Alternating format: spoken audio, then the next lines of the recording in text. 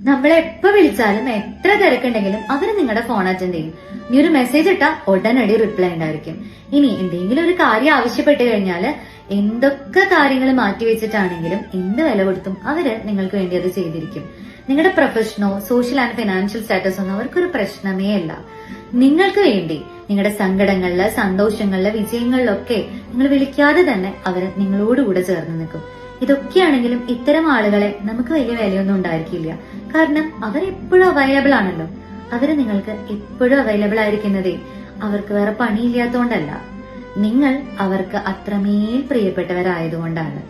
ഇത്തരം ആളുകളെ നമ്മുടെ ജീവിതത്തിൽ ലഭിക്കുക എന്ന് പറയുന്നത്, അല്ലെങ്കിൽ അങ്ങനെയുള്ള ആളുകളുടെ പ്രസൻസ് എന്ന് പറയുന്നത് അത്ര എളുപ്പത്തിൽ കിട്ടുന്ന ഒരു കാര്യമല്ല.